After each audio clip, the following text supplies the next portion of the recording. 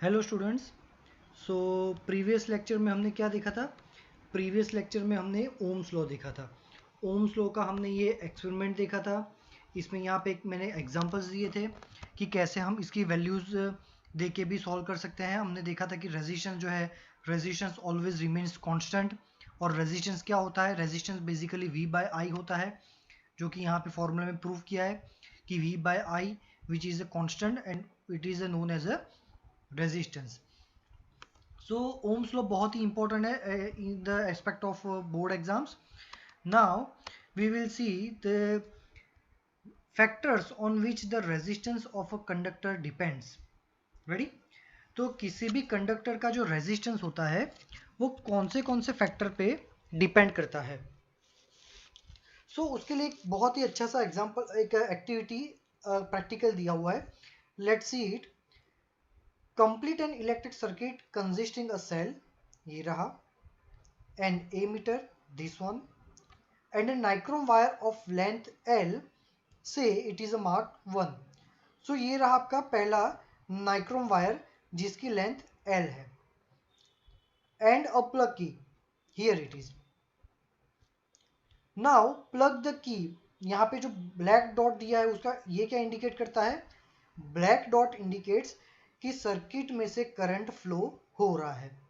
Note the current in the ammeter. तो यहाँ ammeter में तुमको करंट दिखेगा.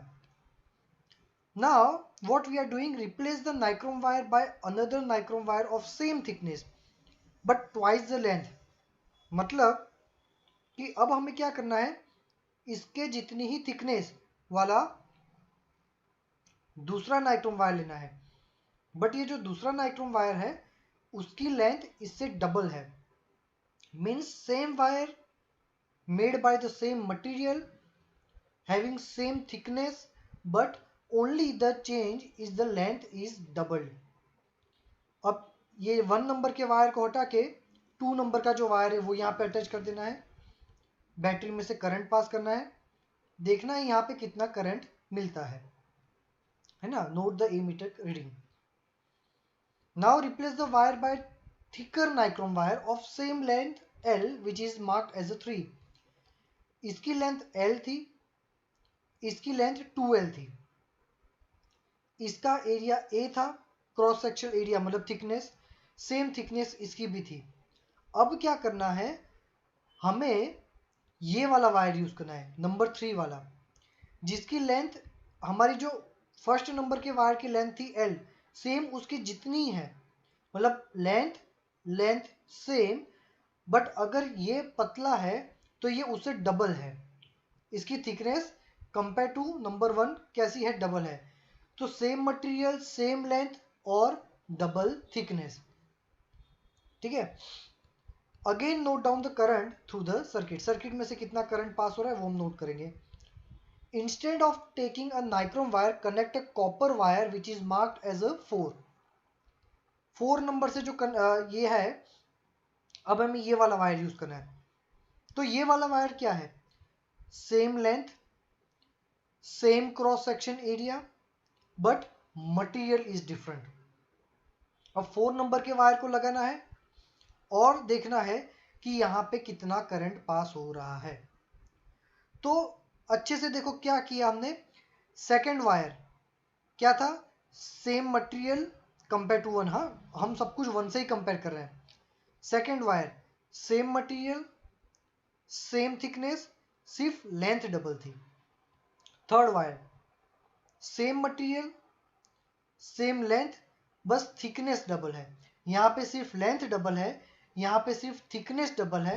यहाँ पे लेंथ, थिकनेस सब कुछ सेम, बस मटेरियल अलग है. रेडी? चलो. Does the current depend on length. Length change करने से कुछ अलग मिला हमें करंट में.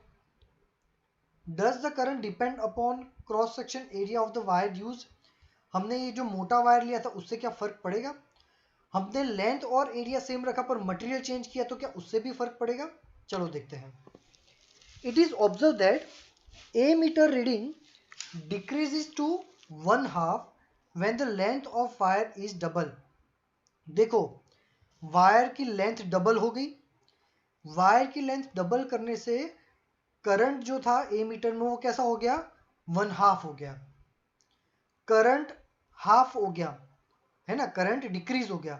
करंट डिक्रीज हो गया मतलब वायर का रेजिस्टेंस बढ़ गया। जो हमने प्रीवियस लेक्चर में ही देखा था यहाँ पे कि करंट और रेजिस्टेंस दोनों इनवर्सली प्रोपोर्शनल होते हैं। मैंने इसमें समझाया था कि अगर करंट ज़्यादा है तो रेजिस्टेंस कम है, और करंट कम है तो मतलब कि रेजिस्टेंस ज़्यादा है। Ready, simple. आर और आई इनवर्स प्रोपोर्शन में है, रेजिस्टेंस ज़्यादा करंट कम, रेजिस्टेंस कम करंट ज़्यादा। तो अब देखो, अब यहाँ पे क्या हो गया कि जब हमारी लेंथ डबल हुई थी तो हमारा ए मीटर का रीडिंग था वो कम हो गया, मतलब करंट कम हो गया। करंट कम तो रेजिस्टेंस ज़्यादा, मतलब लेंथ बढ़ने से रेजिस्टेंस भी बढ़ जाती है। ये रहा R proportional to L, length बढ़ने से रेजिस्टेंस भी बढ़ जाता है। The ammeter reading is increased when a thicker wire of the same material and of the same length is used। देखो क्या हो गया कि ammeter की रीडिंग बढ़ गई, मतलब करंट बढ़ गया। करंट बढ़ गया मतलब रेजिस्टेंस कम हो गया। कब? जब हमने थिक वायर यूज किया तो, मोटा वायर यूज किया तो। रेडी, तो मोटा वायर यूज करने से रेजिस्टेंस कम हो जाता है। मोटा वायर मतलब उसका क्रॉस सेक्शन एरिया ज़्यादा है, ठीक है। तो एरिया ज़्यादा तो रेजिस्टेंस कम। देखो मैंने क्या बोला, एरिया ज़्यादा रेजिस्टेंस कम, तो एरिया और रेजिस्टेंस दोनों इनवर्सली प्रोपोर्शनल हो गए। दोनों के दोनों टर्म बहुत इंपॉर्टेंट है। अगर आप अपने वायर की लेंथ बढ़ाते हो तो रेजिस्टेंस भी बढ़ जाएगा। अगर आपके वायर की क्रॉस सेक्शन एरिया बढ़ जाती है तो रेजिस्टेंस कम हो जाता है। क्रॉस सेक्शन एरिया बढ़ना मतलब वायर का मोटा होना, ठीक है। चलो, a change in ammeter reading is observed when a wire of different material of same length and same cross section area is used। मतलब ये हमारा ये वाला केस, फोर्थ वाला case, same length same area but material अलग है, तो material भी चेंज होने से हमारा रेजिस्टेंस चेंज हो जाता है, ठीक है। तो ये तीनों के तीन पैरामीटर से हम रेजिस्टेंस चेंज कर सकते हैं। लेंथ ज़्यादा तो रेजिस्टेंस ज़्यादा, थिकनेस ज़्यादा तो रेजिस्टेंस कम, पर मटेरियल ही अलग हो जाएगा तो भी रेजिस्टेंस कम हो जाता है। मतलब तीन में से कोई एक चीज़ भी चेंज होगी तो रेजिस्टेंस आपका चेंज हो सकता है।